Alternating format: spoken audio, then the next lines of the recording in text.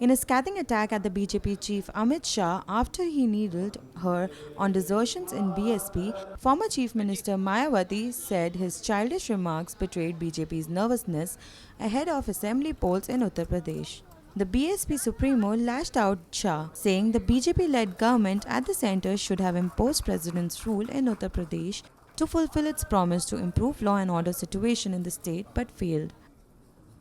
यदि वास्तव में इनको यहाँ उत्तर प्रदेश में होने वाले विधानसभा चुनाव में यहाँ की जनता का वोट चाहिए, तो इनको इन सब हथकंडों का सहारा लेने की बजाय इन्हें लोकसभा चुनाव में यहाँ की जनता को अपने किए गए, खासकर गरीब व जनहित से जुड़े सभी चुनावी वायदों को यहाँ प्रदेश में विधानसभा चुनाव होने से पहले खासतौर से यहाँ उत्तर प्रदेश में विधानसभा चुनाव होने से पहले जमीनी तौर पर जरूर पूरा कराना होगा.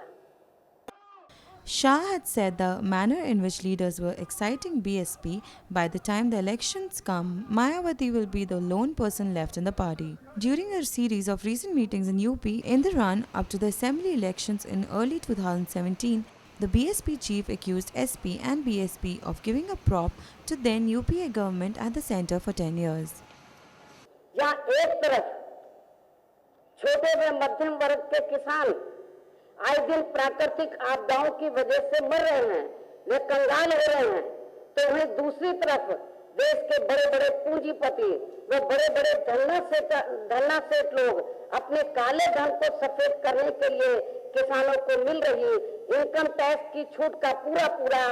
फायदा उठा रहे हैं. In back-to-back setbacks to BSP in last fortnight, two senior leaders and one's close confidants of Mayawati, Swami Prasad Maurya and R.K. Chaudhary, quit the party. कि बीजेपी व श्री नरेंद्र मोदी ने तो खासकर लोकसभा चुनाव के दौरान उत्तर प्रदेश सहित पूरे देश की जनता को जो ये वायदा किया था, ये कहा था कि अपने देश का काला धन जो विदेशों में जमा है, तो जैसे ही केंद्र में बीजेपी की सरकार बन जाती है